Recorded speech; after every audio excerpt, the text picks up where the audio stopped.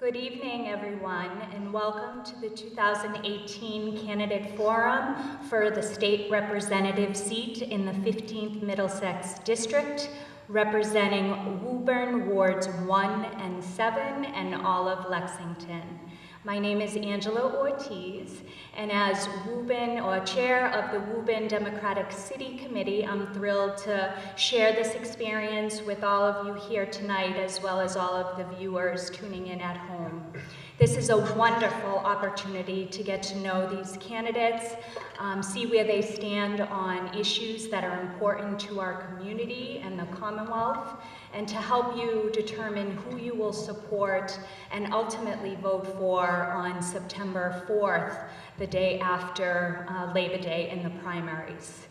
So before we get started, I do want to publicly acknowledge and thank Mayor Scott Galvin, the Woburn Public Schools, our candidate forum spearheaded by Jennifer Jones, our moderator tonight, Tom Zupa, managing editor of the Lowell Sun, and lastly, a very special thank you to our state representatives in the 15th and 30th Middlesex District, Representative Jake Hoffman and Representative Jim Dwyer, for their incredible service and dedication to the people of Woburn, Reading, and Lexington. So with that, I turn it over to Tom, and good luck to the candidates.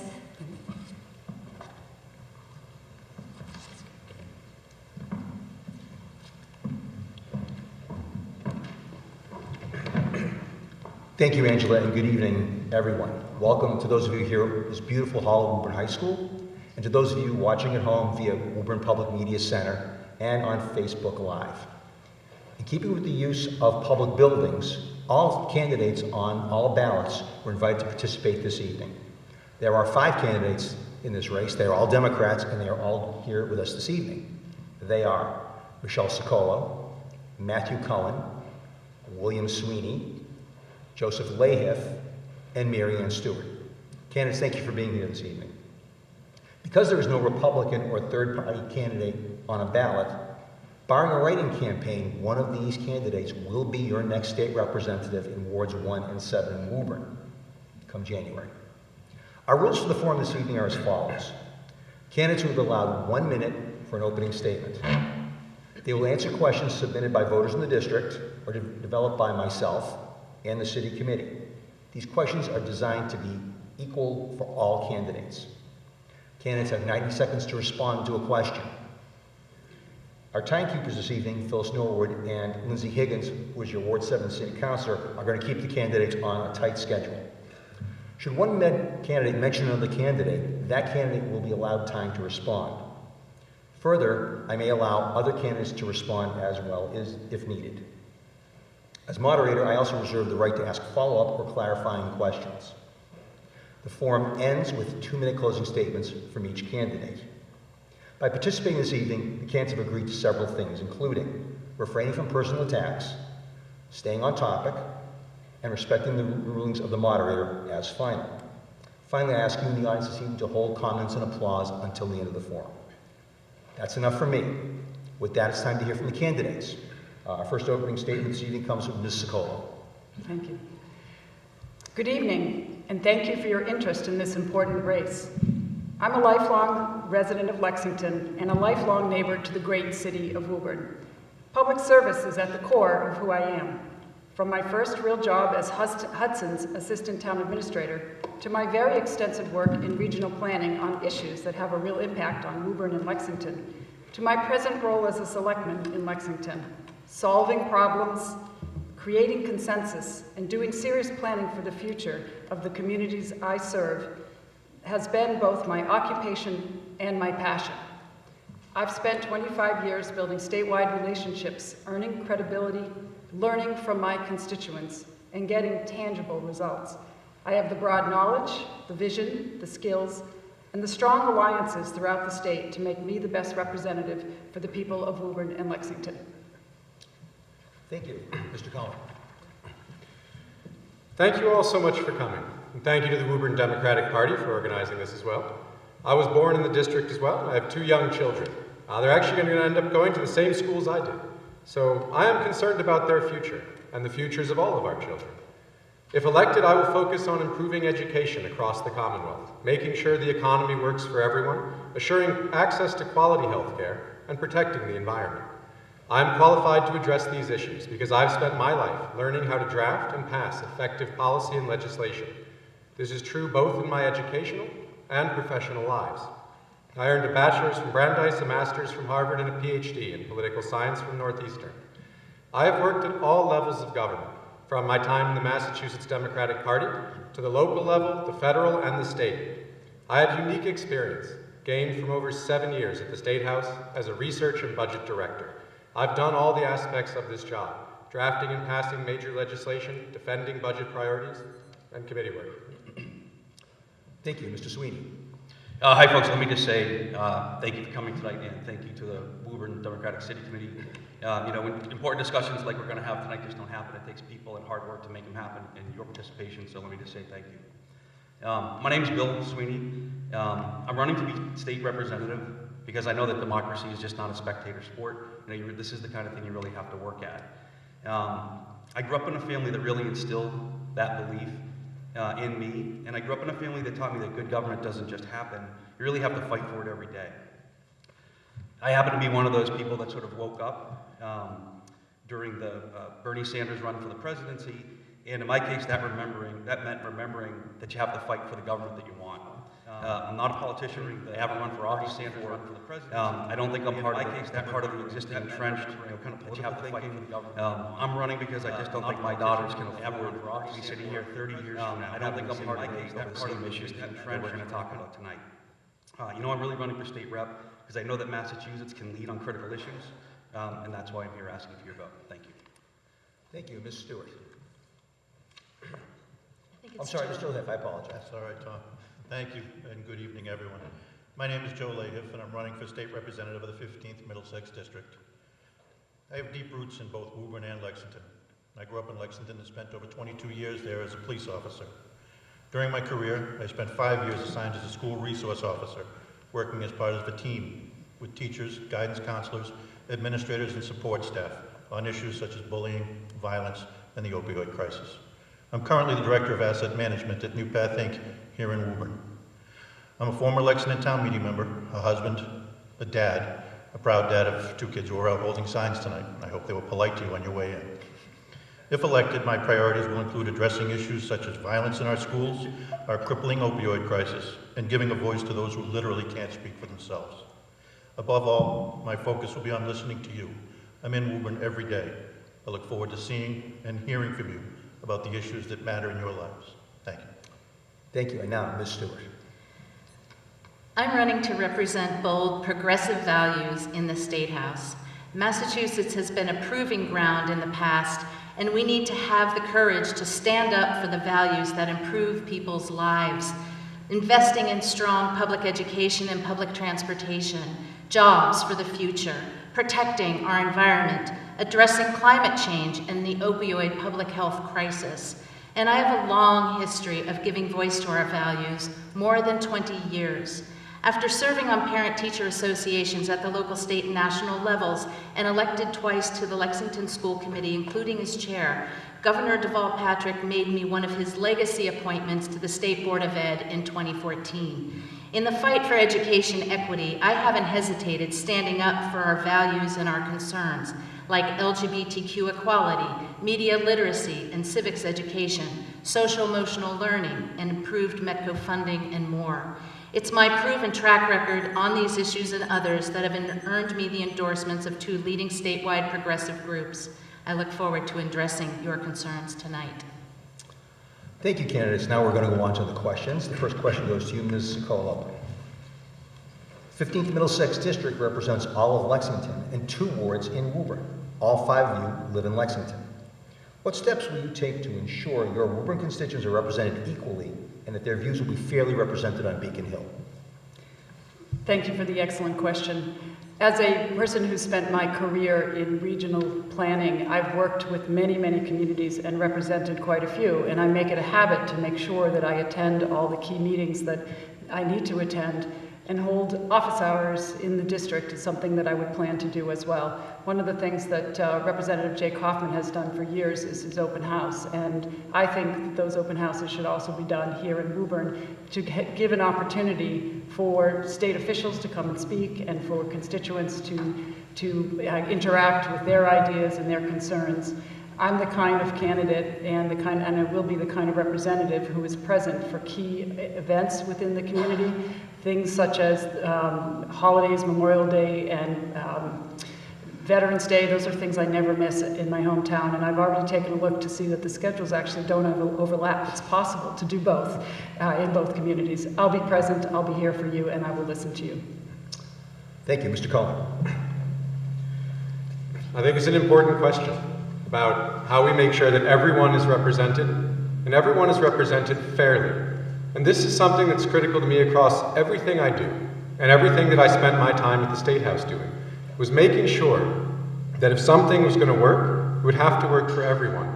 And I think specifically for Woburn. You know, I've been out in Woburn. Some of you may have already met me, because I've been out meeting people there. But, you know, when I've listened to you, when I've talked with you, you know, you find something that's very common. It's that people are people. And that we all have a lot in common. And that I actually think one of the biggest strengths for a district that has sort of an area like Lexington and an area like Woburn is that it forces the representative to think more broadly about their own job, about what types of issues are going to be important, so you don't become so locked in on one community. I'm actually thankful that this district includes Woburn for exactly that reason. So whoever will win will have to take a much broader approach to this type of job. And I too agree. I think bringing open house events to Woburn is something that I too would like to do. I'm fully in agreement on this. And I would be sure to attend events here in Woburn. I would be sure to hold office hours in Woburn regularly. And I will be constantly reaching out. One of the big keys to my campaign is, I want to hear from you. I want you to tell me what you need so that I can work on addressing it. Thank you. Mr. Sweeney. Yeah, sure. So, you know, I'm here asking you for your vote, and I think I'm asking for it on all the things that unite us and bring us together. I don't think any of us like paying taxes, but we all want good services. I think everybody can agree that education is important. We all need and want clean energy. We want clean air. We want clean water. I happen to believe that certain issues like workplace democracy and a fair living wage are all the things that unite us. So, and I think that they're common to people everywhere, Woburn, Lexington, or wherever you may be. I said, because I believe that those are the issues that are before us today, and those are the issues I presume that everybody's thinking about as you're making your selection. I think we're sort of naturally united. But when it comes to sort of personal touches and one-on-one, absolutely one of the things I think that needs to happen just in general, not just the seat, but politics in general, is what's going on at the State House? What's happening? Why aren't bills moving? And one of the things I'll commit to all you folks, because it's in my nature sort of anyway, is you're going to know what's happening. You're going to know what's going on. And because I think that the policies themselves unite us, I think it's going to be, I think that's going to take care of itself. Thanks. Thank you. Mr. Huff. Thank you. Lexington and Woburn share a lot of great things. Competitive sports, safe towns, great people. You have to be here to understand the towns and the differences in two of them. I grew up in Lexington, I understand that town very well, but I work here every single day. I'm in Woburn. Our company, New Path, used to be called Seamark. It's been here for 50 years. We own 2 houses in Woburn, one in the district on Arlington Road, one not in the district on West Street. I've seen what their families need from Woburn. I've worked with the police department here, I've worked with the fire department here. I enjoy listening to people from Woburn and what they need. I'm looking forward to bringing my knowledge, my understanding, and my daily activities here in Woburn to the State House. And I fully plan on being here every day if I'm elected. Thank you. Thank you. And Ms. Stewart.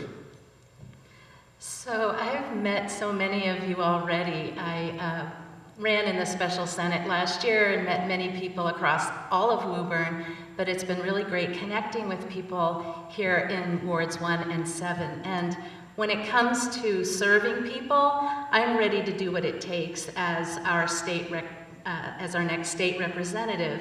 And there's nothing that I won't do to advance the objectives of those who are disadvantaged or persecuted, underpaid, underrepresented, or unheard. I'm focused on first things first, which is to get elected, and I will be working at this job full-time if I'm fortunate to get the vote. And I will meet when you want and where you want, and you can follow me on all social media, Twitter, Facebook, Instagram now, websites, MailChimps, and of course face-to-face times when it works for everybody in groups, small groups, and one-on-one conversations. When I sent out my letter to the district, I included my personal cell phone, and I hope that you will use that, those of you who have it, and if you do want it, that's great. And if I am elected, everybody will have my cell phone as well. Thank you. Thank you. Question 2, we'll start with Mr. Cohen. If you're elected in November, what is the first bill you will file? So that's always an interesting question because, you know, you don't file sort of one bill at any particular time. To my mind, there's a few things that need to be done. And, you know, the first one I'd probably work on likely would be education. You know, it's critical that we get education for all citizens of the Commonwealth, quality education for everybody. We can't be leaving some communities behind in this Commonwealth. You know, we have to live up to that name, a Commonwealth, in this environment. You know, I think important too to look at some other issues as well. You know, I think it's important. You know, my focus would be on education, the environment, the economy, and on healthcare. And I think, you know, becoming too focused on a single issue, you begin to lose sort of really focus on what the broader picture is. So it's important that, you know, from having been in the State House, I can tell you, you never get to work on the thing you want to work on first. There's always some crisis, there's always something that needs to be dealt with. So you need to be ready to be flexible in that regard. Mr. Sweeney. Sure. So the first bill that I'm going to file is to revoke public funding for charter schools. I don't agree with the premise that when we contribute our tax money, that there's some sort of portion of it that's reserved for us, and I specifically don't believe, and if we are going to try to have that belief, we should take that money for education. I mean, if I recycle my own trash and I take a bike to work, does that mean I shouldn't pay for transportation? Does that mean I shouldn't pay for sanitation? That sort of public policy just doesn't make sense to me. Not the least of which that education is near and dear to my heart. I personally think of it as an investment in ourselves. And I think an educated person is a public good, again, just like clean air and clean water, something we all consume to our betterment. You know, it's incredibly important to me. So my first bill that I'm going to file is to not immediately, not in one day, but we're going to get ourselves out of the business of taking money away from education and giving it to the private sector. I just don't believe in it. Thanks. Mr. Huff. I've been personally wounded by our opioid crisis, and I've had enough. When I go to the State House, I'm going to focus a lot of my efforts at first on bringing the career police officer experience I had and the 5 years I had as experienced in schools, dealing with our opioid crisis and dealing with how it affects each family. Enough's enough. We need to fix it. I'm not exactly sure how I'll attack it, but it's something that's got to be looked at. It's got to have some common sense to it, and it's got to happen now. Too many of us have lost family members. Too many of us know people personally that have passed away from it. It's time for a change. We don't have time to waste. Thank you. Ms. Stewart. We need a courageous champion who isn't afraid to speak up and make change, because we have so many competing and compelling priorities across the Commonwealth. My top priorities in this campaign are to improve public education, including fair and adequate funding for K-12, expanding early education and care, improving career vocational technical ed, and debt-free college options, along with climate change and environmental justice, and moving quickly to 100% renewable energy. And then finally, improving the lives of working people, including affordable health care, housing, and social, racial, and economic justice. And I think if I'm elected, I will strengthen the Progressive Caucus. And I will, sign on, sponsor, co-sponsor bills that are aligned with these priorities. But I think really what I'm passionate to do right now is to work with leadership to address the culture of retaliation and patronage and the culture of sexual harassment that exists in the State House. So I take Me Too seriously, And I think that would be where I would hope to have the biggest influence initially getting started. Thank you. Thank you. Mrs. Cole. There are nearly 6,000 bills filed every year. It's an extraordinary amount of legislative activity, and I think as a new legislator, the first thing I would want to do is get to know some of those bills that are moving through the process.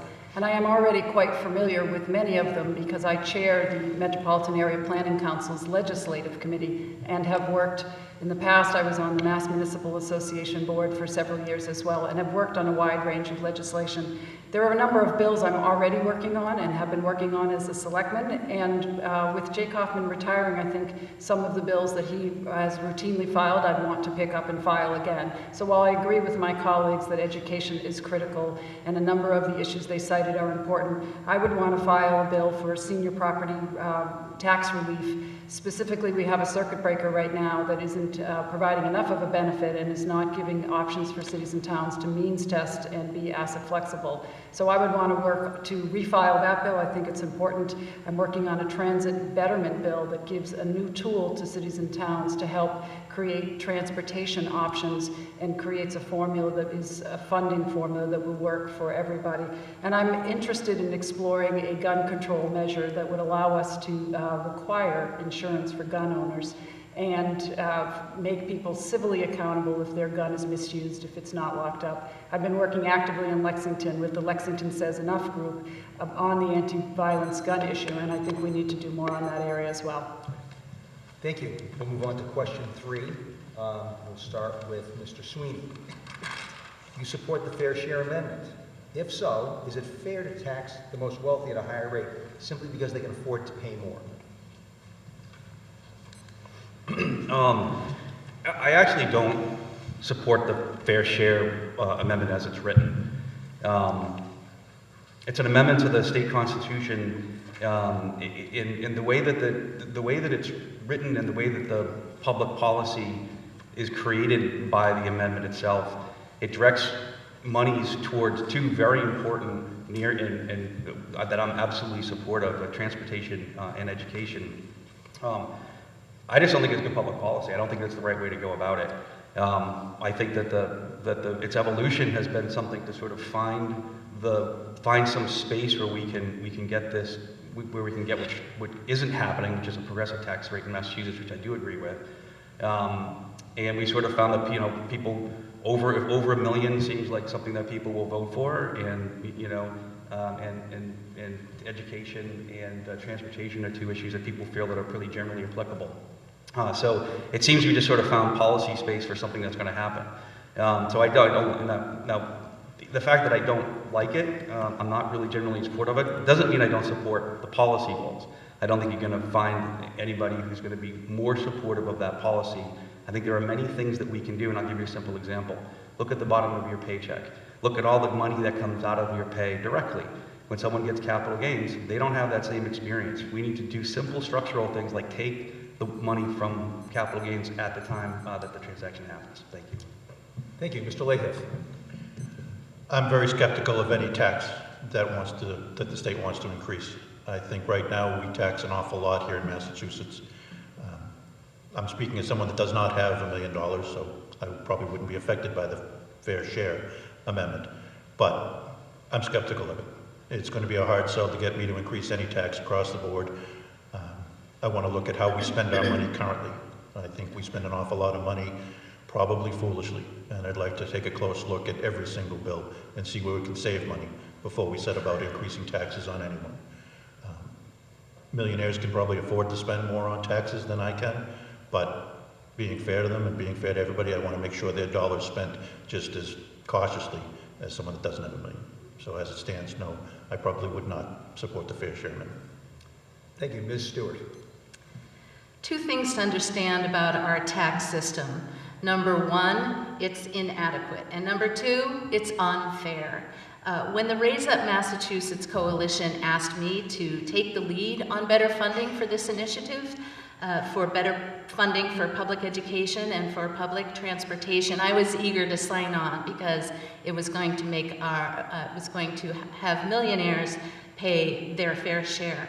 And when we constructed the amendment to the state constitution, this question, The 4% surcharge begins with the first dollar after $1 million of income. The revenue collected could only be spent on public education and public transportation, and it's up to the legislature to determine those allocations.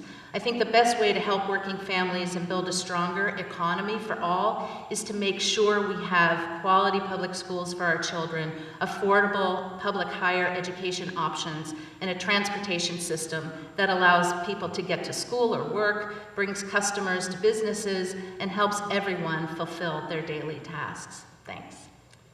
Thank you. Ms. Sokolow. I absolutely support the fair share amendment.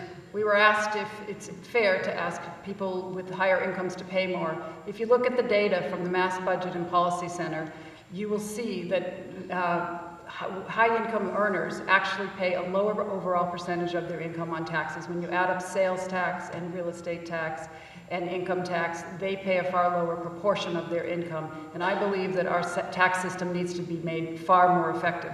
I serve on the leadership circle for the Mass Budget and Policy Center, and their data is quite compelling. We have the opportunity, if we pass this, to dedicate the funds to transportation and education, two areas of our budget that are completely underfunded and need significant new revenues to make those systems more functional. So I would support it and look to find ways to make our system more progressive overall. Thank you. Mr. Cohen. I do support the Fair Share Amendment, and look, I understand this is a difficult issue, and I know paying taxes is difficult. Taxes are already high, as is, and it's critical that the government spend tax revenue on reasonable programs and not waste our money. Taxes are, however, also necessary. They're what provide the services we all depend on, such as police, fire, education. But we can make this system more fair, and that's part of why I do support the Fair Share Amendment. It would raise those rates only on very high wage earners, and it would spend that money on education and transportation, benefits to everybody. And in major part, I support this because I want to see a fair tax system in which the burden of caring for and maintaining society does not fall primarily on the backs of those who can least afford it. I do not want to see tax increases, by the way, on the lower and middle classes. That is not how you build a fair society.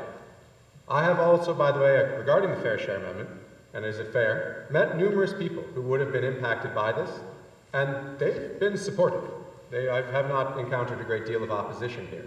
And, from my time in the State House, Massachusetts has a constitutional requirement as well for a balanced budget, and I've seen firsthand the really painful trade-offs that have had to be made when it comes to these types of issues. And this would help us to address some of those issues and really improve education and transportation in Massachusetts.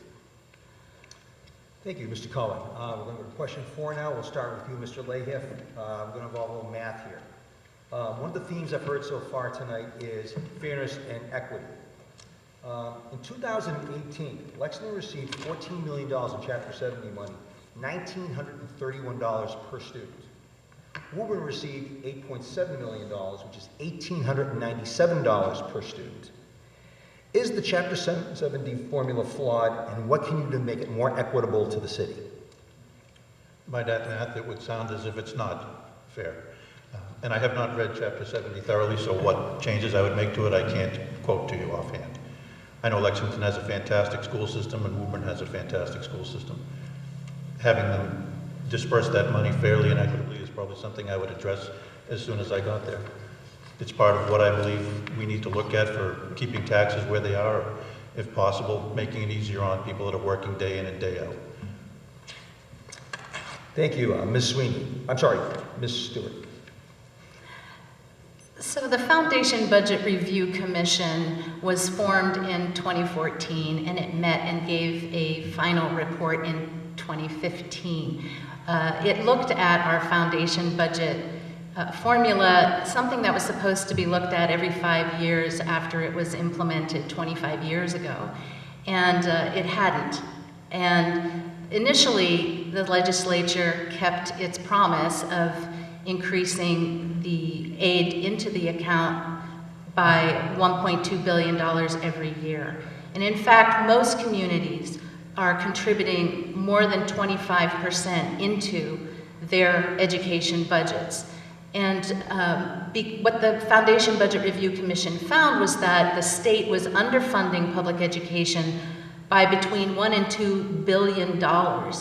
And they had 4 recommendations to do a sort of a quick patch until they could recalculate the foundation formula. So yes, the formula is flawed because it was built on a whole bunch of assumptions that didn't prove true, and we need to actually go back and include the actual cost, take a close look at doing this very carefully.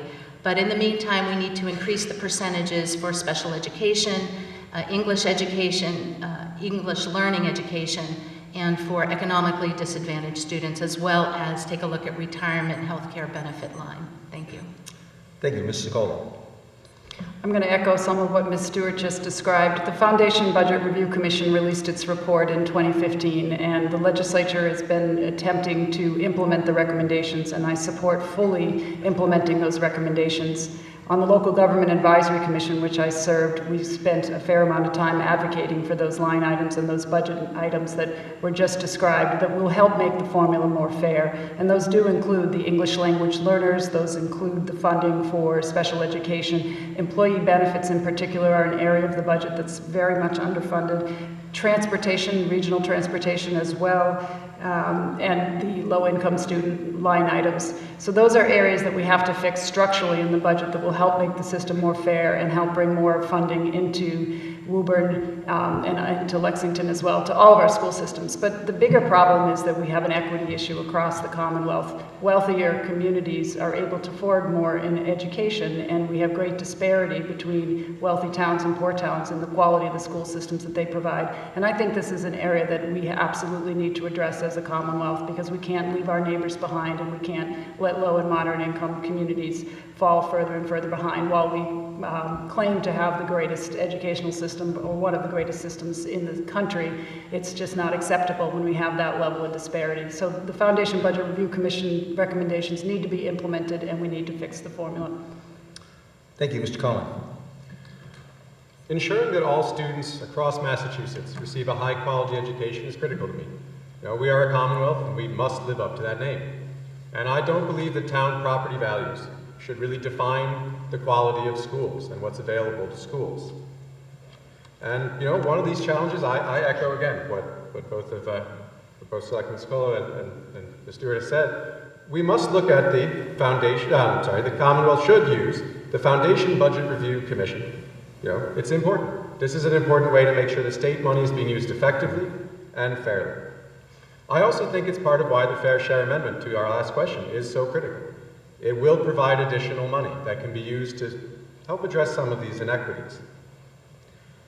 You know, I'm sorry. Go ahead. Oh, no, sorry. There's a pause. Sorry. No problem at all. You know, I think part of the issue, too, is that the state places a lot of mandates on towns and on communities for things that these educational systems must do, but often leaves them sort of unfunded or underfunded. This can be a real drain on a lot of different systems. It can lead to these sort of different levels of funding as well. And I would be reluctant to support legislation that would raise costs on local communities if the state doesn't help cover them. Thank you, Mr. Sweeney. Could you repeat the numbers, please? Sure. Lexington, $14,1,931 per student. Woburn, $8.7,1,897 per student. You know, I think part of the approach needs to be you have to determine how you view education. I view education as an investment. I see that sort of every dollar that we put into folks to teach them how to think for themselves, let them acquire a skill, give them the ability, you know, it's sort of the old saying, you know, give a man a fish or teach a man to fish, right? So that's just to start out, that's my view of education. So because of that, my observation is we do need to start to reduce local education budgets' reliance on things like property taxes and the rest. But it means making some hard choices.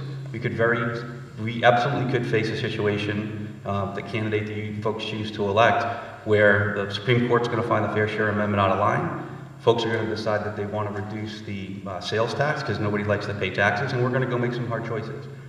I believe in investing in education when those hard choices come to us to make, And the folks here that know more about the specifics of the line items have told you there's a formula we need to work on.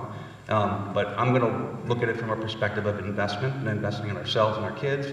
And that includes technical and vocational education as well. Thank you. Thank you. We'll move on to question 5 for you, Ms. Stewart. But before I ask the question, I need to point out that the candidates did not see these questions in advance. You may hear a couple of questions later on that involve things candidates have brought up already in the course of the evening. As it turns out, this question number 5 is for you, Ms. Stewart. Will you work full-time as a state representative, or will you maintain a full-time or part-time job as well? Oh, I think you answered that earlier, but go ahead. Yeah, no, I'm ready to do full-time. I'm already working full-time, knocking doors and talking to people and meeting with people. So yes, I fully expect to work full-time. Thank you. Thank you, Ms. Ciccolo. Being a state rep is a full-time job, there's no question about it. In order to do the job well, you need to be in the district on a regular basis, nights, weekends, days, but you also need to be up at the State House during the week. So I'm accustomed, as a selectman, I'm accustomed to working typically an 80-hour week. We have meetings that go to 11 o'clock at night, 3 hours a week, and we have events all weekend long. And this is something that I fully expect to do that and maintain that kind of schedule to properly serve the residents of Woburn and Lexington. It's just what it is. Thank you, Mr. Cohen. Yes, this would absolutely be my one and only full-time job. You know, Massachusetts is a full-time legislature, and I see this as a full-time job. My focus will be on my constituents and creating effective policy. And having been at the State House, again, I know how demanding that this is. And you know, I'm glad to hear that others are going to take this job sort of as seriously as I would. You know, I think it runs into important questions, including conflicts of interest and how you would handle issues like this. And, I think it's important that we always be there doing this work. I think we cannot recuse ourselves from votes, and we cannot sort of step away from this responsibility in any way. Recusing yourself or stepping away or not taking this as seriously as a full-time job is a failure to fully represent your constituents and do your job. So I take this job very seriously. Thank you, Mr. Sweeney. So if I were to be elected, I'll have 2 full-time jobs. I do work for a healthcare technology and services company, and I would also be a state representative, so I guess that differentiates me from the rest of the panel. I don't think that means that there would be less of a commitment. I don't think that would mean anything that there would be sort of less ability. And frankly, I think that the experience that I have early in my career working on Beacon Hill and working on Capitol Hill is there. I certainly understand the commitment and what it takes to get legislation through.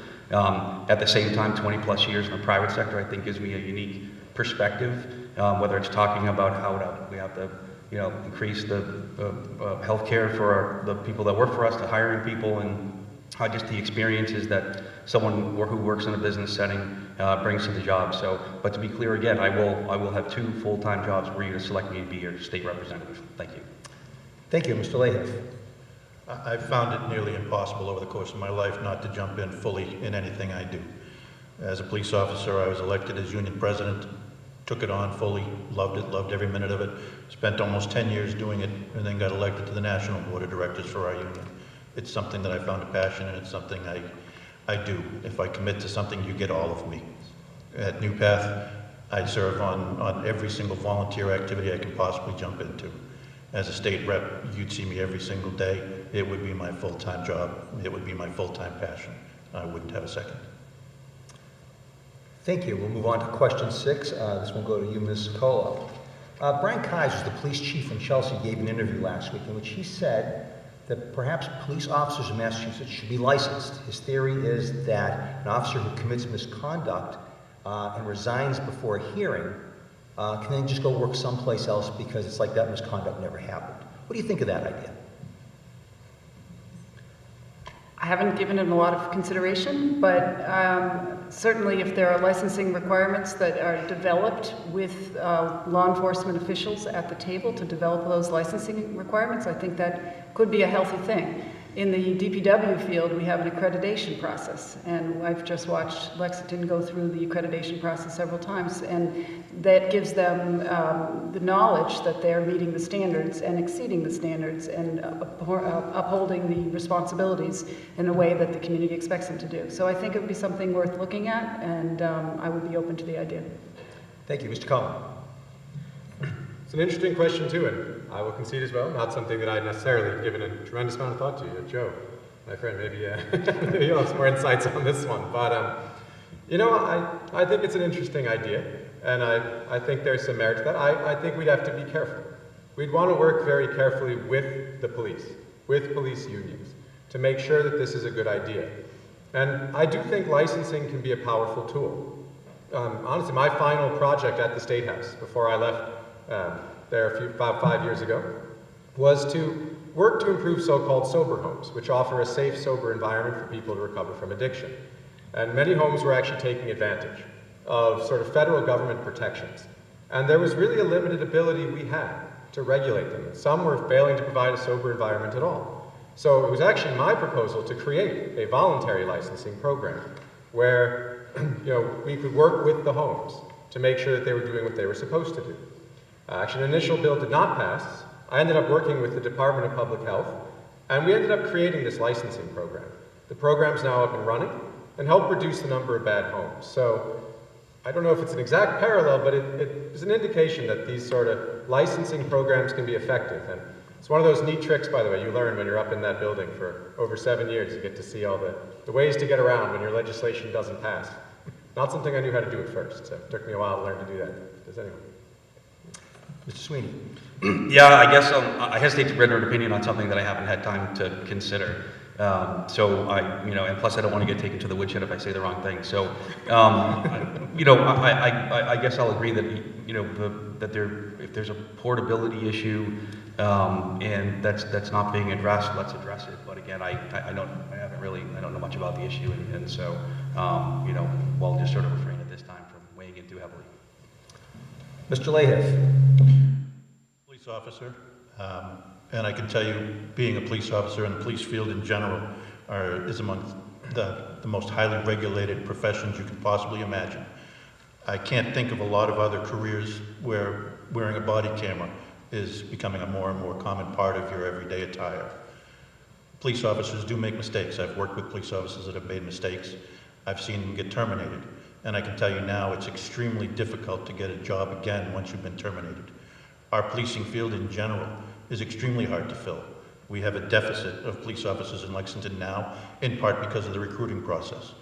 Being a police officer is difficult not only to maintain, but to become. Licensing is probably a step too far. I would look at it, I'd consider it. It's not something I'm diabolically opposed to, but I can tell you now, police are heavily regulated, and it is very difficult to get another job if you screw up in that profession. Thank you. Ms. Stewart. I think what is at the heart of this question is really maybe not so much a hard and fast answer, but how I might think about something that is a new presentation, something that's new and coming up. So in a situation like this where I am presented with something new as a new idea for licensure, I would want to hear and understand the impact from all stakeholders and really consider unintended consequences. At this point, I think it's really, putting myself in a listening mode, which is really a state rep's job, to listen and hear what the community wants, to hear what stakeholders want. So I think that gives you some sense about how I would think about it going forward. Thank you. We're going to go to question 7, and this will be for you, Mr. Cullen, first. Speaker DeLeo has said that there'll be a sports betting bill on the agenda for 2019. Would you vote for such a bill, and if so, what would your conditions be? It's an interesting question as well, actually. And, I can't say how I'd vote one way or the other on that particular topic until I would see a bill. It's much too broad of a setup, and there's no real way to know exactly what that would include. I would want to see a number of things. So when I was at the State House, we actually dealt with casino gambling. And that was a major issue at the time. And the job I had, the representative I worked for, was in opposition to casino gambling. And, I had my own mixed feelings about it. I saw the pluses of the revenue. I see the downside of addiction.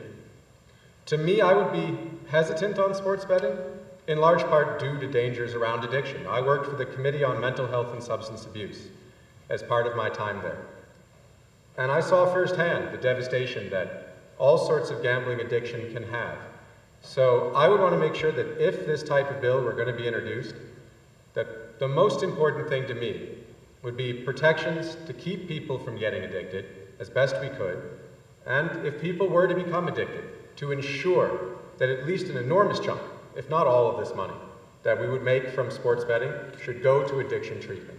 I think that would be absolutely critical to me in this regard. We got to protect people, first and foremost. Thank you, Mr. Sweeney. So presumably we're talking about some form of allowance for online betting or sports book to be able to be created. I get it, it's around us, it's all around us. Over time, the folks in Massachusetts have decided to allow casinos to take hold in some way, shape, or form. I probably would be in opposition to this. I think there's plenty of opportunities for folks to gamble out there. If there were to be anything, I view the lottery as a voluntary tax, a tax that I also pay when the numbers get up and big, and it's kind of exciting to imagine. So I think I'd probably limit, or I would prefer that we sort of include the state the way that we've done with our lottery commission for these types of enterprises. And I know that we already have casinos coming to the state. I think that's probably plenty. So my not having read it, not understanding it, I think just in general, I wouldn't support it the way I understand it presently. Thanks. Mr. Leahy.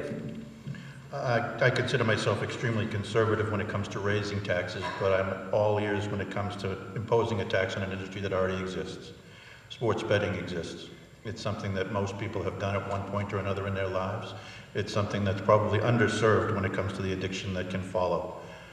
I'm open to the idea of sports betting. I think it needs to be regulated. It needs to be done probably with a license, if not absolutely with a license. It's out there, and it's something I think it should be brought out of the shadows and should generate the revenue that it can generate to help pay for our education, to help pay for our special needs, to help pay for our police and firefighters. Thank you, Ms. Stewart. We knew this was coming, and the point is the speaker should be talking with the colleagues in the body and seeing where they want to go. Many states are ahead of us on this curve already. They're already implementing a pathway to implement sports betting, or some are not. But they've made a decision because they've had some say already in their legislative body to bring this forward and get ahead of the decision that just came down. So I think I'm inclined to support it. I do want to understand a little more about it. It's not something I've been following closely, and I've never participated in it, but it might be something fun to do. So it would be interesting to find out what my colleagues think about it. And I think that this is an example of how leadership in the State House is very slow to make change, and will just drag feet, and that's not good for all of our people. Thank you, Ms. Cole. So I too would want to take a look at the specific provisions of the bill before committing one way or another. But I do think it's an opportunity for revenue, and it is something that's going on already that we could take advantage of. We would have to put a lot of restrictions on it and make sure that we dedicated a significant portion of the funds to address gambling addiction and law enforcement. But it's something worth exploring because I don't see sports betting going away. Hey, thank you. We're going to take a little detour now in our program with a lightning round. These are quick answers. Some of them are yes, no. Some of them are 1- or 2-word answers. A few of them are a little bit fun. So, Mr. Sweeney, you're going to get the first one. We'll start with you and just go right around real quickly. Okay. For you, Mr. Sweeney, if you do not win in the primary, will you support the party nominee and encourage others to do the same? 100%. Mr. Leahy? Absolutely. These 4 people are incredible. I think all of us would do a good job, would commit to it fully, and I would 100% support them. Yes, Stewart, yes. yes, absolutely. Ms. Sicolo? Absolutely. And Mr. Yes, Kelly? definitely. Okay, we'll start with you, Mr. Leahy, on this one. Who are you supporting for governor in the primary? Party nominee Jay Gonzalez or Bob Massey? I'm still learning about both of them. I'm leaning towards Mr. Massey. Ms. Stewart? I've decided to stay neutral in this race and focus on my own campaign. Ms. Sicolo? I'm enjoying listening to both the candidates, but I'm leaning toward Jay Gonzalez. Mr. Cohen. I too excited to stay neutral. I'm focused on the citizens of Lexington and Woburn. Mr. Sweeney. I was a delegate to the convention this past weekend, and I cast my vote for Bob Massey. I think he's right on it when it comes to environmental and other issues. Okay, we're going to ask one more question about the ballot. We'll start with you, Mr. Huff. Who are you supporting for Secretary of State? The party nominee, Josh Acom, or the incumbent, Bill Galvin? Mr. Galvin's the only one I've met and the only one that's personally asked me for his vote. So right now, I'm supporting Mr. Galvin. Ms. Stewart? Again, I'm staying neutral on these statewide races that are contested. Okay. Mr. Cohen? I have not made up my mind on that one. Mr. Cohen? I remain focused on the people of Woburn and Lexington. I've not decided who I'm voting for there yet. And Mr. Sweeney? I think Bill Galvin's done an incredible job. I voted for him again this past weekend. I think we need to keep him because there's a lot of things happening, everything from the census to how we're going to extend voting to people that need it. And anyway, I'll just say that Bill Galvin is the person that I support. Okay, thank you. Next question, we'll start with you, Ms. Stewart. Yes or no? Should large nonprofits such as hospitals have to pay property taxes? Yes. Ms. Cohen? Absolutely. Yes. Yes. Yes. Okay, Mr. Cole, we'll start with you. Yes or no? Would you ever vote to increase your salary? The salary is not what it's all about for me, so I don't think so. But if the legislative salary is not in line with the average statewide teacher's salary, then perhaps it would be time for an adjustment, maybe in 10 or 20 years. Mr. Cohen? Depends how long, I guess, one's in the job. If one's there for 30 years, I don't think one can keep earning what they do now. No one could. But no, in the short term, absolutely no. I would not vote to increase our pay. Mr. Sweeney? I would just say that if there was to be any vote, it shouldn't take effect until after the next opportunity to reapply for your job. So, but yeah, I can sometimes need a cost of living increase. Mr. Huff? My wife is here looking at me very closely to see how I answer this question. Yes, if I'm there for a long enough period of time and the voters choose to send me back, I would probably vote for a pay raise for myself. And Ms. Stewart? No. Okay, thank you. And next question, we'll start with you, Mr. Cohen. What letter grade would you give Governor Baker? A letter grade. Do we not do letter grades in Woburn? No. I've never thought about it much that way before. I would say that I will be supporting whoever the nominee of my party is. I do know Governor Baker. My father and his father are friends. So I'm reluctant to say anything too nasty about him, but I'll just go with I will support my party's nominee. Mr. Sweeney? I think I'd give him a C. I think he's I don't think he is what he represents to be. I think he's sending a lot of money out of state to support candidates that no one in this room would in their right mind or in their good conscience support. So, I guess on some policy things he pulls off a win every now and then, like with wind power and whatnot, but I don't have the sort of belief that he's the passionate, whatever he calls himself, Republican. So, Mr. Huff? I'd give him a B. I think he's working hard, he's listening, he's out there. He's not doing everything I'd like to see, that's for sure, but I would give him a B, largely for effort. Ms. Stewart? I wouldn't give him anything higher than a C minus, and I'm really inclined to say a D because he's not progressive at all and representing any of our progressive values. And you can go to check out the Baker dossier on progressivedemsofmass.org website and see why. And Ms. Secola? I think I'd give him a C+, and the plus only because he's hired a lot of really good Democrats. I have a number of colleagues that he's hired who I've worked with over the years, and I know that they have strong Democratic values and are good public servants, so some of his staff is exemplary. Okay, next question for you, Mr. Sweeney. Should the state abandon daylight savings time, switch to Atlantic Standard Time, or keep the status quo? Whichever is the one that lets there be more light at the end of the day. Mr. Huff? It's going to be hard to improve on that one. I don't care for daylight savings time. I think we can probably switch. Yeah, no daylight saving time. Okay. Mr. Cole? I like the more light at the end of the day concept. And Mr. Cohen. I too am all for the light at the end of the day. That's the right answer. Okay, Mr. Lahiff, who would make a better 2020 presidential candidate, Oprah or The Rock? Wow. I enjoy The Rock's movies. What the heck, I'll go with The Rock. Oprah. Ms. Stewart. Oprah. Ms. Sokola. I think I'm going with Oprah. Mr. Cohen. You know, it's not an easy call either, but I genuinely like them both. But we have a dual ticket; they can run together. But no, I'd probably lean toward Oprah, but it's a tough call. Okay.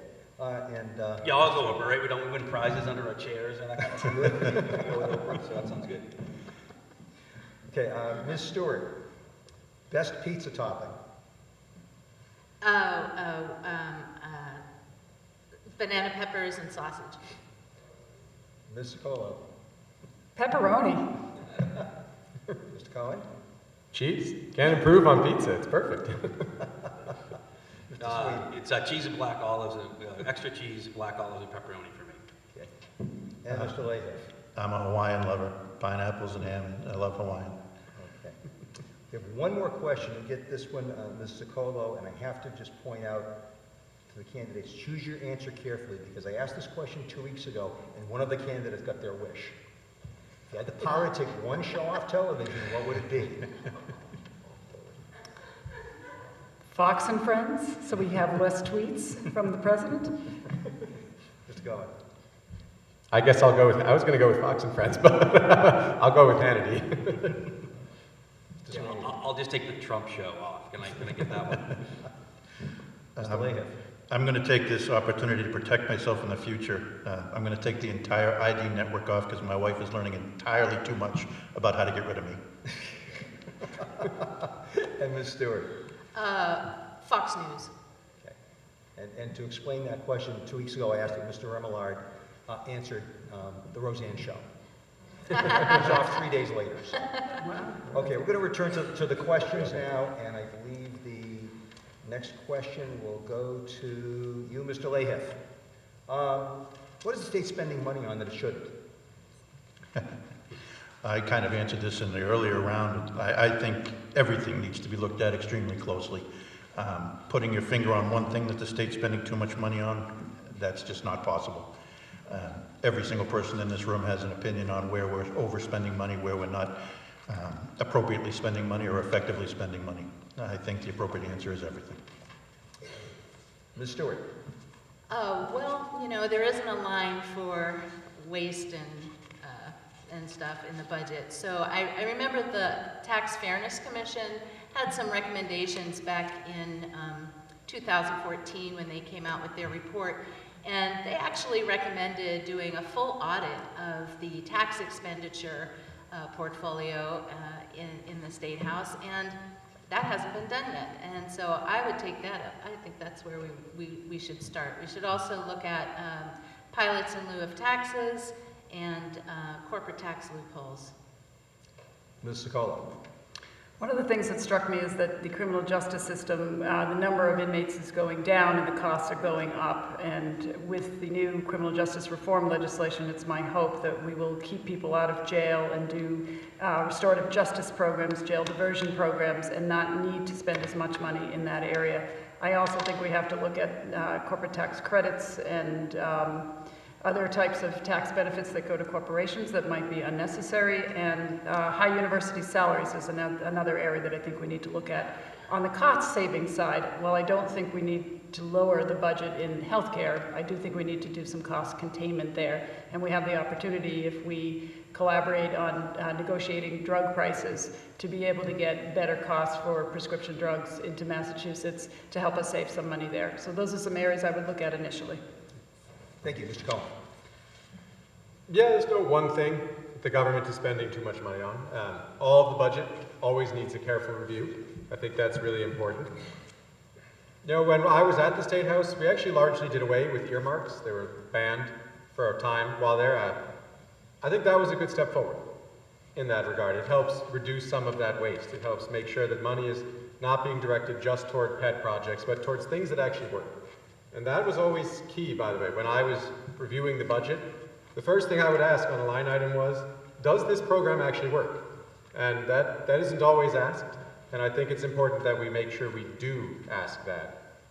So there's no particular one item, but I think another thing we need to be really careful with is privatization. You know, there's talk about reducing costs in government role, but we have to be sure if we're going to privatize that we're following the Pacheco rule, which requires that any time that something is privatized, the service has to be better than what the government can provide, has to be done for less money, and you have to make sure that workers are paid at least as well as the government was doing. And that's waived far too frequently up at the State House, and I cannot support waiving the Pacheco law. We gotta enforce this to make sure that we're not wasting money there too, and that we're treating people fairly. Thank you, Mr. Sweeney. Sure. You know, there's this interesting report that's produced by the Massachusetts Department of Revenue called the Tax Expenditure Report. And it basically reviews all of the things that sort of would have been taxed had we not carved out some type of exemption or given a free pass. And, and I've been becoming increasingly interested in it because I don't think anybody wants to raise taxes, and I think that the spirit, especially when we're facing a ballot question of reducing the sales taxes, I think folks are communicating that. So I thought it was interesting to take a look at how we're doing a tax expenditure by not taxing somebody who would otherwise be taxed. And there's some things in there that I think that need some very deliberate review. So I think there's an opportunity to look at looking at these expenditures as a form of spending, right? A foregone tax that everybody else is paying, and for some reason, and probably for good policy reason when it was implemented, but we need to go look at these things. So I think that's the first place to go look. The second thing about that is I think that the report itself doesn't cover some of the things that I went there looking for, like some of the corporate tax stuff, as well as some taxes that may be foregone, like not charging a sales tax for a financial transaction. You buy a car, you pay taxes. If you trade stock, you don't. So there's some things in there that we need to consider. So that's the first place I'd go looking for those tax expenditures and trying to figure out how we can recoup some of that. Thank you. Our next question will start with you, Ms. Stewart. Would you vote for the Safe Communities Act? Yes, I would. I'm a granddaughter of immigrants from Armenia and Italy and Ireland, and I recognize that we too are made up of many different countries of origin. Our country and our Commonwealth is made stronger by the contributions of our immigrant residents, and we must pass responsible reforms to protect these gains. We did this in Lexington by passing the Safe Communities resolution to make Lexington a safe, welcoming, and inclusive community. And I think, Homeland Security's Boston Immigration and Customs Enforcement, ICE agency is right next door in Burlington.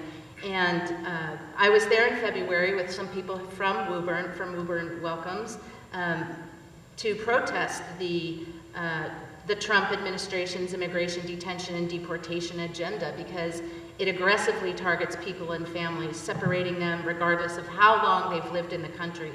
And under the current Republican administration, ICE is aggressively targeting not only violent criminals, but also low-level offenders and those with outstanding deportation orders, regardless how long they've lived here, which, by the way, are civil infractions, not criminal ones. So we need immigration reform across the board in this country, but locally in this state, we should do everything we can to protect people. Thank you. Thank you, Ms. Sokola. I support the Safe Communities Act and worked in Lexington as a selectman to develop compromise language because the police department had legitimate concerns about the language in the resolution that we were bringing to our town meeting. And at the end of the day, we were able to get good language that everybody felt comfortable with, that enabled law enforcement to do their job, but also kept our residents feeling safe. We can't have people afraid to go to the police, to seek the help that they need, to report a crime, for fear that they or their neighbor or their loved one will be deported. It's absolutely unacceptable, and we cannot have a double standard for citizens versus immigrants. We need to make sure that the standards that we are upholding are equal and fair. So I understand that it's important for law enforcement to be able to do their job, and Lexington has had some recent successes working with federal authorities to break up international human trafficking crimes. And there are times when they need to work together, there's no question about it, but I will support developing language that works for everybody. Mr. Cohen. I am in support of the Safe Communities Act. Police unions have generally come out in support around Massachusetts, so I can't see much reason in that sense not to do it, but I feel this will increase the safety of our communities. Many people in immigrant communities avoid reporting crimes to the police out of fear they'll be arrested and deported. This allows criminals to remain on the streets and threaten law-abiding residents.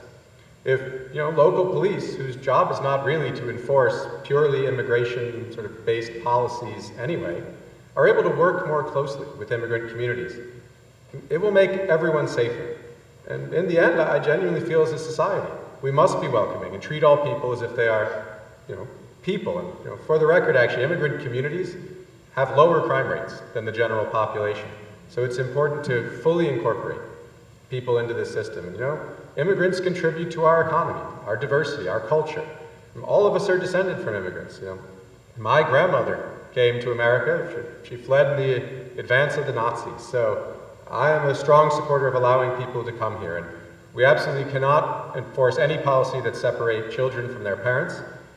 Frankly, it's sickening to watch the United States do that. That's not something we should ever be doing. Mr. Sweeney.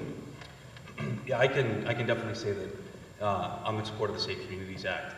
And I wasn't sure I was going to be able to say that, so I read it several times, and there were a couple of things that I was looking for in particular. I do think that if somebody commits a violent crime, and that would it make sense to me that we would sort of involve all the appropriate agencies in sort of dealing with that condition. So when I went and I read through the bill, I went very carefully looking at that, and I think it was section 3, subsection 10, where they carved out a very precise definition of what a very serious felony is. And I like that because it divided sort of a non-violent crime or element that might be considered a felony from, I think, the things that we would all want to be sure that's in that bill. So I support it, but I support it provided that that language stays or is strengthened in the right way. And bills change and they go through committee and they get seen by the Senate. So I would say I support it provided that portion of it stays or is strengthened. Thanks. Thank you. Mr. Layhiff. As it's written, I do not support it. As a police officer, I had the occasion to pull over people that would be considered undocumented today. Granted, it was several years before this issue became a topic of discussion or a common topic of discussion. It was incredibly frustrating as a law enforcement officer to pull someone over who had a license from Brazil, Santo Domingo, any country you could possibly think of, and have absolutely no means, no mechanism to check and see if they were legally in the country, to see if they had warrants, to see if they were actually who they said they were. You had to take their word for it. The Safe Communities Act, as I've read it, has flaws in it and needs to be closely looked at. Communication between law enforcement agencies is what keeps us safe. It's what allows us to sleep safely at night. It's what allows your police officers on a state, federal, and especially local level to do their jobs. Thank you. We'll go to the next question. We'll start with you, Ms. Sicolo. State college education is rapidly becoming out of reach for residents in this district. For example, at UMass Lowell this year, tuition room and board is $27,000 for 1 year. Why do you think state college costs are rising so quickly? And how will you keep them under control if elected? That's a very important question, and one of the things that I think we're going to need to wrap our minds around as a Commonwealth. Enrollment is actually dropping, and that's causing a problem for some of our smaller universities, and that may mean that we'll need to look at some consolidation to be able to provide the high quality of service and also keep costs affordable. But I also think that we need to examine higher ed salaries, and some of them may be too generous, and so that's an area that we may need to look at for cost containment. But we need more money and funding in the system as well. We have dilapidated buildings across the state college system, and we haven't been investing in our infrastructure, which we need to do as well. So one of the things that I'd like us to explore is look at not allowing tax breaks for large private university endowments. Right now, private university endowments do not have to pay capital gains tax. All of us, if we had investment income, we would have to pay capital gains tax on it. And I think we should actually institute a fee or a tax on the interest earned on private endowments over $500 million and use that to bring down the cost of college and keep college more affordable within our system. Thank you, Mr. Conley. It's a very important question. My mother worked or still works in the state university system, and I've gotten to see firsthand just how this system has changed over time and the struggles that is placed on both the professors and on the students. And I think it's absolutely critical that we give professors and we give the sort of administrative staff, we give the staffs at these institutions the support that they need, that this is critical to me. And one of the big reasons that costs have gone up for these institutions is that the legislature has repeatedly cut funding for higher education. This means the costs and the ability for these institutions to pay their professors. We have to make sure that their pay is not what's threatened in this, but these costs are now passed to the students. I can't stress strongly enough how much we must resist cuts to higher education, to all education. I know it's a real challenge with the constitutional requirement for a balanced budget, but this is something that we cannot cut in this regard. It passes costs on to everyone else. And another big cost savings can come from reducing unnecessary administrative expenses. So these burdens have grown far higher on professors than they used to be in the past, and they're often not really necessary, and they do lead to increased costs to the system, which are then passed on to the students. Mr. Sweeney. Sure, so let's take that question in the two parts that I think that I heard it, right? So why? The reason is that the debt markets out there have an incredible hunger for your debt, right? Your car, your home, your whatever, your recreational vehicle, your education, right? That they're willing to mortgage your future. So that's why we have it, right? That's why we've had a cultural and sort of economic and political sort of opportunity, is because folks know that they need to get educated, and the debt markets are willing to buy their debt. So these costs can kind of creep up because it doesn't look like $20,000 or $30,000 or $40,000 to folks. It looks like, geez, if that's maybe a payment I can afford, and that's what I need to go do. So the why is we have this awkwardness in our sort of where we are at this moment that's allowed the debt market to take over and sort of determine public policy in this area. And I'm getting angry as I talk about it because it's something I can't stand. So how do we do this, and what do we do about controlling it? My answer to that is very simple. We do not charge our students to go to community college and higher education and the university for a very simple reason. It's an incredible investment in people. Now I get it. You guys just heard the dollar signs, and that's going to cost a ton of money. I didn't sort of wake up knowing about the tax expenditure budget. I've been really trying to find how are we going to structurally change some of the things that we're doing in order to go find money to do this. I would liken it to going and putting money together because you're getting it at the ground floor of a business investment that you trust, or and that's all my time. Okay. Thank you, Mr. Lehuff. In the last candidate forum, I was privileged to be in the audience watching, and I thought one of the candidates spoke volumes to this with one phrase. He spoke about children coming out of colleges now not understanding what it means to invest in the stock market because they're invested in their college debt. It's an incredible issue. It's something that needs to be faced. I suspect, like the state, there's probably a lot of waste. I recall several years ago in Lexington, on a much smaller scale than some of our massive universities, we had an override that failed. We had to cut police officers, we had to cut firefighters, the school department had to make some serious cuts. My issue with it was, as a part of their cuts, they eliminated virtual positions. I still cannot find out to this day what a virtual position is. If our college education system is doing the same thing on a much bigger scale, I suspect saving money there is a good place to start. Thank you. Ms. Stewart. I think what is really most important to understand about many of the challenges that we face in terms of inadequate funding is that decisions made by Republican administrations beginning about 20 years ago, actually in 1998, have reduced our state revenues by $3 to $4 billion every year. We have never recovered. And we're always short.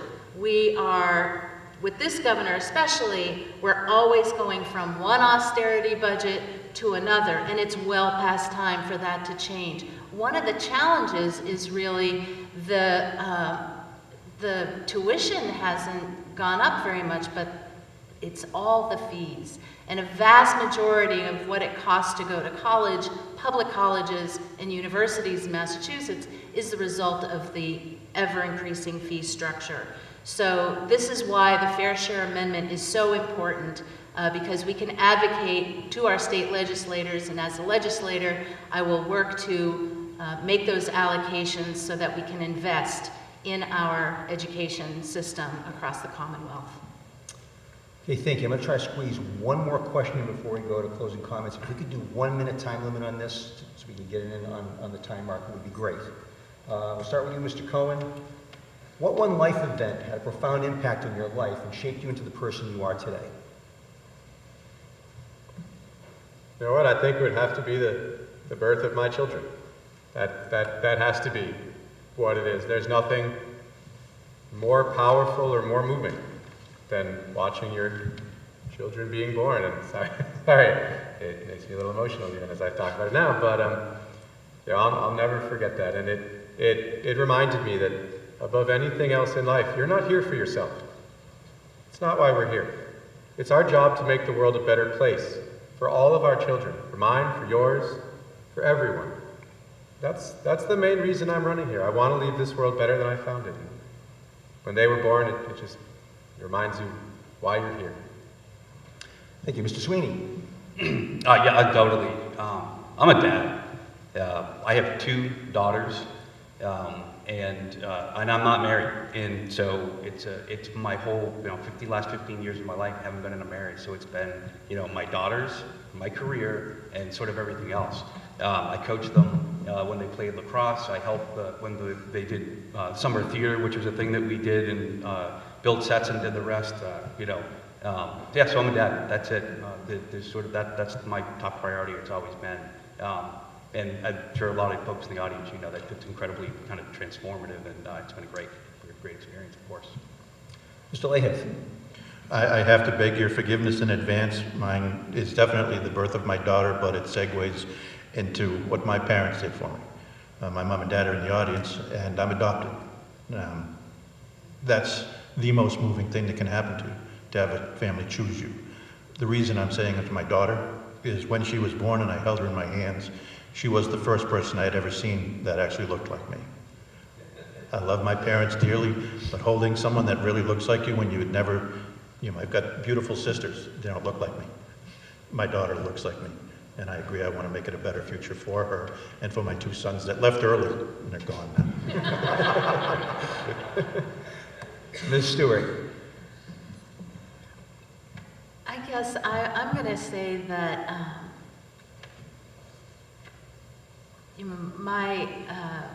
I was raised by parents who were teachers, and I was raised in working in middle-class neighborhoods in the soft coal mining towns in Pennsylvania, southwest Pennsylvania. They taught me the value of persistence and of hard work and of the importance of speaking up for fairness and for opportunity for people and for justice. And they were social justice warriors, and I learned early from them. And I have to acknowledge my privilege in having had a very stable beginning and strong foundation to my life, and I would say that has made all the difference. Thank you. Mrs. Sokola.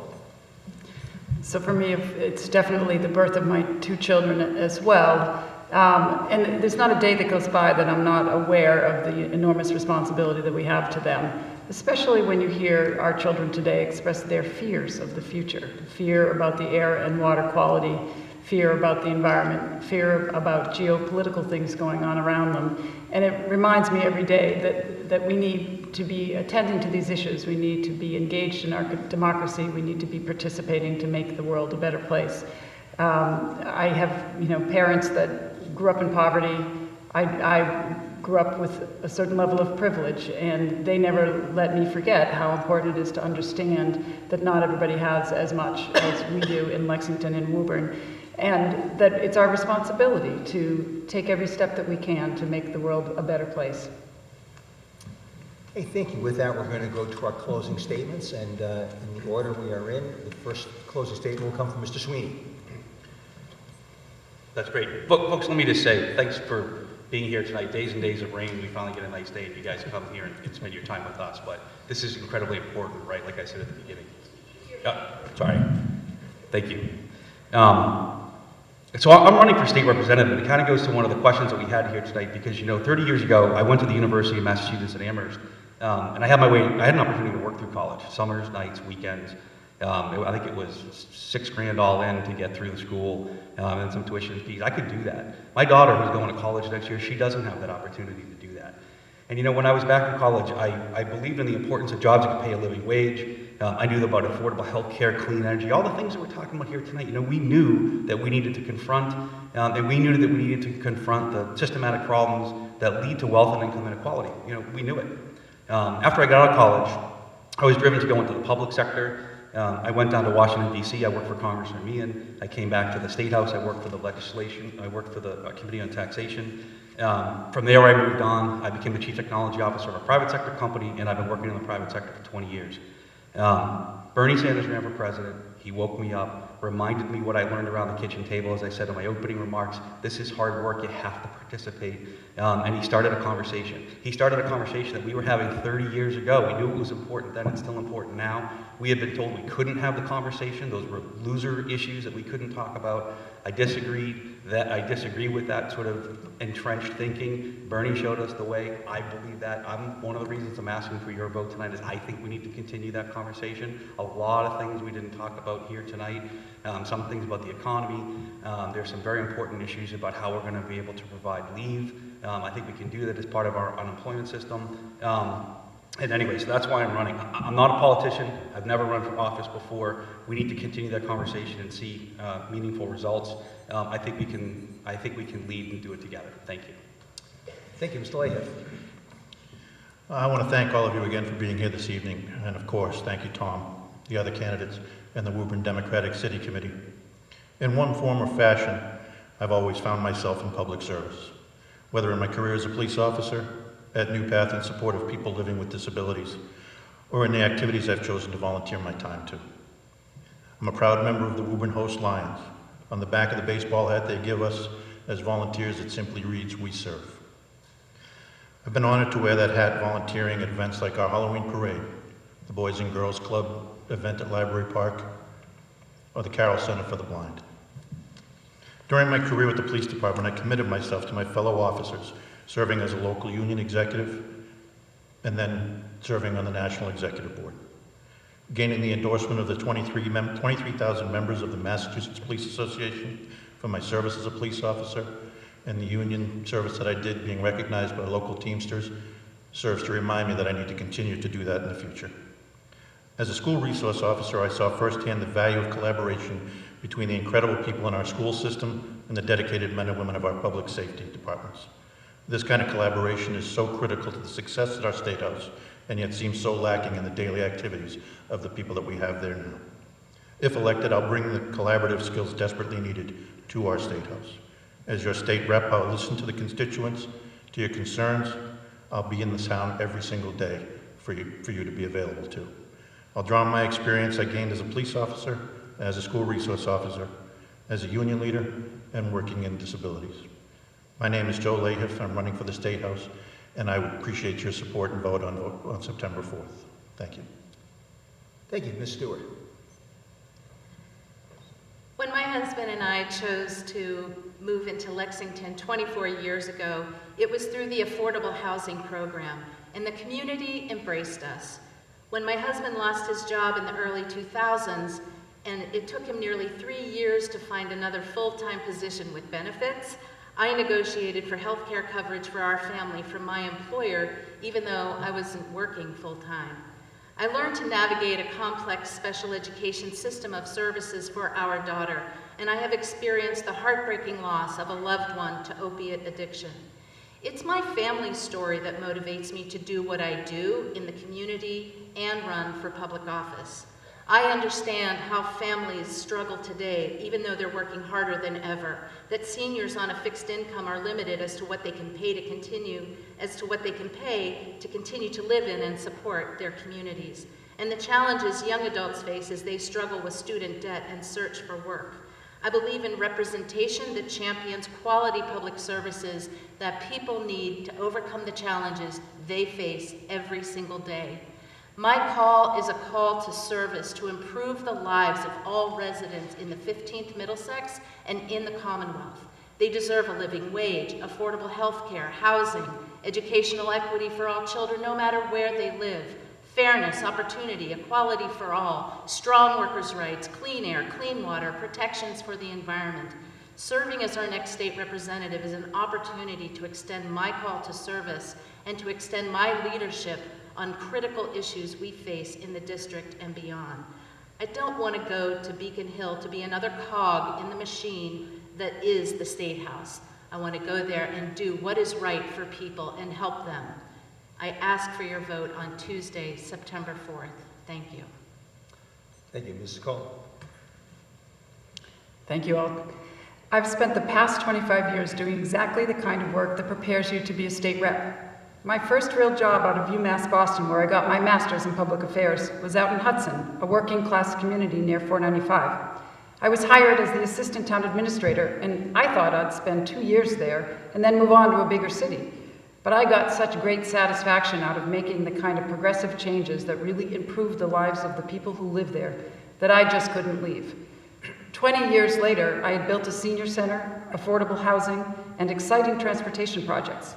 I spearheaded a major revitalization of Hudson's downtown, creating a vibrant destination.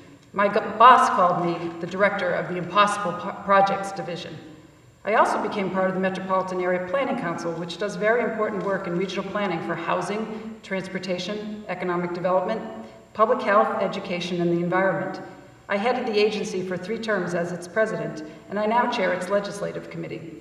And I've been an elected official in Lexington for more than 7 years, honing the important skills of negotiating budgets and nurturing successful collaborations, setting cutting-edge policy for the environment, mental health services, and working to make us a welcoming community.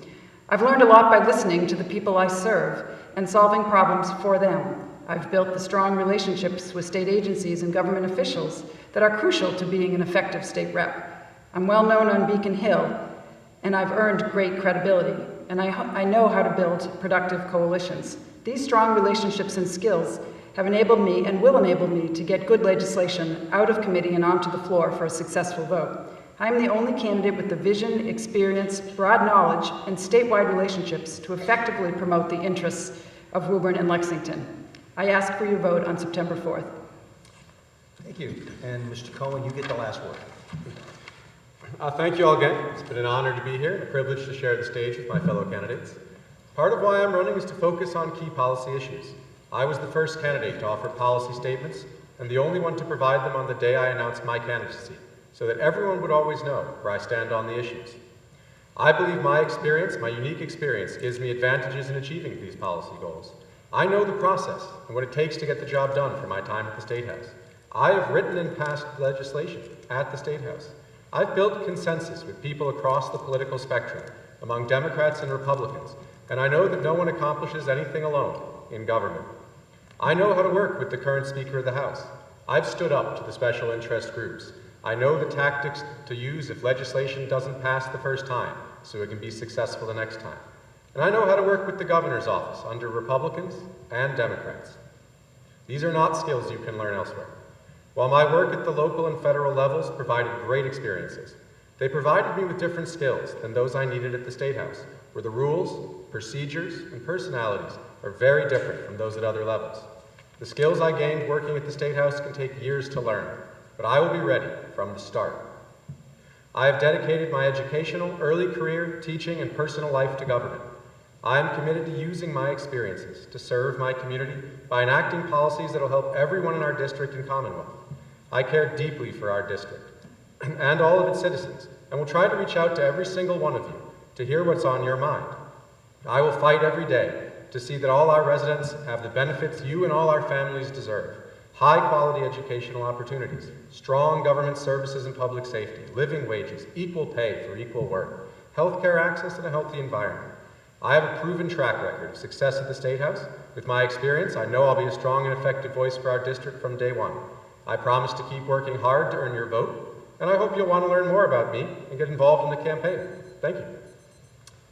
Thank you, Mr. Cohen. With that, we are concluding our forum for the evening. Before we adjourn, there are a lot of thank yous in order. First, thank you to all 5 candidates here this evening for your answers, for your thoughtful approach, and anyone that places their name on a ballot and steps up to serve the community deserves a round of applause. So I hope we can give them a round of applause.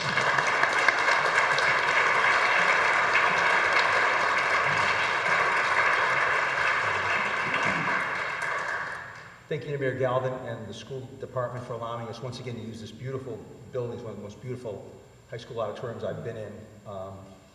It's a pleasure to just be here this evening. Thank you to the crew of Woburn Public Media Center. They've done a great job this evening once again. Thank you to the Democratic City Committee and their debate committee, and the chairman, Angela Ortiz, for once again hosting a first-rate event this evening. It's been a beautiful exercise in democracy.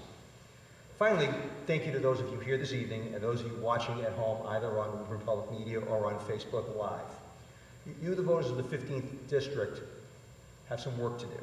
As you've heard this evening, democracy doesn't work on its own. It takes a lot of hard work by citizens. You report to work on Tuesday, September 4th. That's when you get to choose one of these 5 candidates to be your next state representative in Wards 1 and 7 and in the town of Lexington.